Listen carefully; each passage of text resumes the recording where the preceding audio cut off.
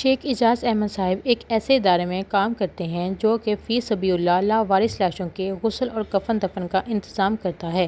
وہ بتاتے ہیں کہ ہمارے پاس جو لاشیں آتی ہیں ان میں سے اکثر کے پیچھے کوئی نہ کوئی عبرتناک کہانی ضرور ہوتی ہے۔ آج میں آپ سے ایک ایسی ہی لاش کا واقعہ شیئر کرنا چاہتی ہوں جس میں آپ لوگوں کے لیے سبق اور نوجوان نسل کے لیے نصیحت۔ جنوری 2018 کی بات ہے کہ ایک دفعہ ہلکی بارش ہو رہی تھی۔ سخت سردی کا موسم تھا۔ ہمیں سیالکوٹ کے ایک پوش علاقے کا بتایا گیا کہ وہاں ایک بلدیہ کے ڈبے کے پاس ایک لاوارث لاش پڑی ہے۔ ہمیں اطلاع پولیس کی طرف سے دی گئی تھی۔ پولیس نے وہ لاش اٹھا کر قانونی کارروائی مکمل کرنے کے بعد لاش ہمارے حوالے کر دی تھی۔ مرنے والا بھوک یا پیاس سے نہیں بلکہ ٹھنڈ سے مر گیا تھا۔ مجھے حیرت اس بات کی تھی کہ اتنے رئیس لوگوں کے بیچ میں ایک شخص اس وقت ٹھنڈ کی وجہ سے مر گیا۔ کسی کے ضمیر نے اس سے ملامت تک نہ کی کہ کسی کے دل میں احساس یا انسانیت نہیں تھی کہ لاش پر کپڑا ہی ڈال دیتے۔ خیر ہوتی بھی کیوں، اگر انسانیت ہوتی تو مرنے والا شاید مرتا ہی نہ، کیونکہ اگر اس کو رہنے کے لیے کوئی گرم جگہ دے دی جاتی، گرم کپڑا اوڑھنے بچھونے کے لیے دے دیا جاتا، شاید وہ ٹھنڈ سے مرتا ہی نہ۔ خیر ہم نے لاش وصول کی۔ پولیس والوں کی طرف سے بتایا گیا کہ لاش کے ورثاء کہیں ناردرن ایریا میں گئے ہوئے ہیں۔ ان کی واپسی 2-3 دن بعد ہے۔ ان تک پیغام پہنچانے کی کوشش کی گئی ہے لیکن ہم ناکام رہے۔ ساتھ ہی ہم کو ان کا رابطہ نمبر بھی دے دیا گیا اور کہا کہ آپ ان سے رابطہ کرنے کی کوشش کرتے رہیں۔ جیسے ہی آپ کا رابطہ ہو جائے تو ان کے کہنے کے مطابق لاش کے متعلق انتظامات کر دیں۔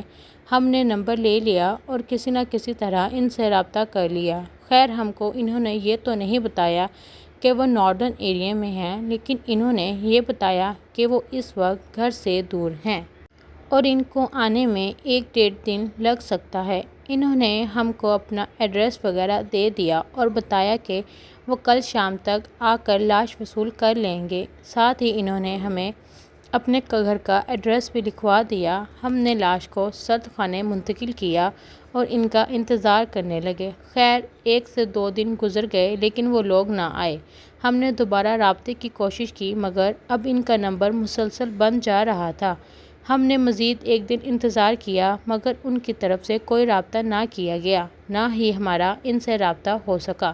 ہم لوگوں نے ان کے دیے گئے ایڈریس پر جا کر معلوم کیا تو پتہ چلا وہ فیملی تو کل ہی کینیڈا منتقل ہو گئی ہے۔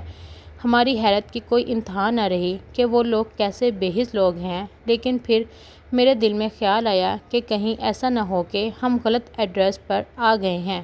ہم نے پھر ان کو لاش کے متعلق بتایا، ان کو میت کی تصویر دکھائی اور انہوں نے بتایا کہ لاش یہاں رہنے والے لوگوں کی بزرگ کی ہے۔ یہ سونے کے کاروبار سے منسلک ہے اور میت کا نظر آنے والا چہرہ اس کے باپ کا ہے، لیکن ایک عرصے سے اس شخص نے اپنے باپ سے قطع تعلق کیا ہوا ہے اور باپ کو گھر سے نکال رکھا ہے۔ اس کا باپ اکثر اسی گلی میں آتا رہتا ہے اور اس کو منانے کی کوشش کرتا رہتا ہے، لیکن اس نے اپنے ملازمین سے کہہ رکھا ہے کہ اگر اس کا باپ اس کے گیٹ کے قریب بھی آئے تو اس کو دھکے دے کر یہاں سے دور کر دیا جائے، اور شاید اسی رات بھی اس کا باپ یہاں آیا ہوگا اور اس شخص نے ملازمین کے ذریعے اپنے باپ کو دھکے دے کر یہاں سے باہر پھینکوا دیا ہوگا، اور کیونکہ بارش بہت تیز تھی اس کے پاس ٹھنڈ سے بچنے کا کوئی انتظام نہیں تھا، اس لیے وہ بارش میں ٹھنڈ کی وجہ سے مر گیا۔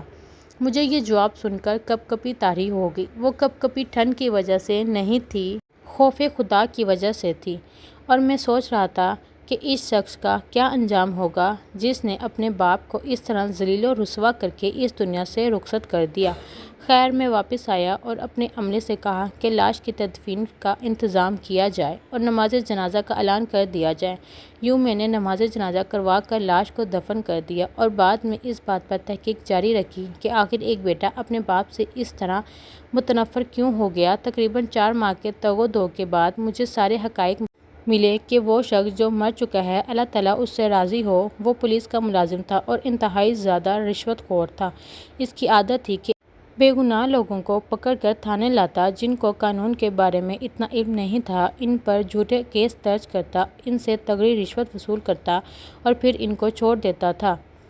جو رشوت نہیں دے سکتے تھے وہ لوگ اسے اپنی عزتیں تک نیلام کرنے کی اجازت دے دیتے تھے، کیونکہ لوگوں پر اتنا ظلم کرتا تھا۔ اس حرام میں سے وہ حصہ اور لوگوں کو بھی دیتا تھا، اور بہت کچھ اس نے اپنی اولاد کے لیے چھوڑ رکھا تھا جو آج اس کو لاوارث مرنے کے لیے چھوڑ گئی تھی۔ یہاں اولاد جس کے لیے اس نے اتنے گناہ کیے تھے، اس اولاد نے اسے گھر سے دھکے دے کر نکال دیا تھا۔ وہ سڑک پر پڑا لاوارث ٹھر ٹھر کے مر گیا اور کسی شخص کو اس کی حالت پر رحم نہیں آیا، جس طرح اس کو خدا کی مخلوق پر رحم نہیں آتا تھا۔ اور وہ اولاد جس کے لیے اس نے حرام طریقے سے اتنا مال جمع کیا، اتنی دولت جمع کی، آج وہی اولاد اسی جمع کیے گئے مال و دولت پر عیاشی کرنے کے لیے کینیڈا منتقل ہو گئی تھی۔ مگر افسوس کہ اس کی اولاد کے پاس اسے کفن دینے کے لیے بھی پیسہ نہ تھا۔ اس واقعے کے ذریعے میں لوگوں کو یہ سبق دینا چاہتی ہوں کہ آپ جتنا حرام کماتے ہیں اس کی آپ کو ضرورت نہیں ہوتی، بلکہ آپ اپنی نسلوں کے لیے چھوڑ کر مر جاتے ہیں، اور وہی آپ کی آنے والی نسلیں وہ پیسہ حرام کاریوں میں لگا کر آپ کے لیے مزید گناہ کا سبب بن جاتے ہیں۔ اور یقین کریں ان لوگوں کے پاس آپ کو کفن تک دینے کے لیے پیسے نہیں ہوتے۔ یہ نہیں کہ وہ اتنے غریب ہو چکے ہوتے ہیں، بلکہ وجہ یہ ہے کہ ان کو یہ سب کچھ فضول لگتا ہے۔ آپ نے ان کی پرورش ہی ایسے کی ہوتی ہے، انہیں کسی چیز کی کوئی قدر نہیں ہوتی، چاہے وہ پیسہ ہو یا رشتہ یا پھر کچھ بھی ہو، ان کو حرام طریقے سے کمائی گئی دولت پر عیاشی کرنا ہوتی ہے اور وہ وہی کرتے رہتے ہیں۔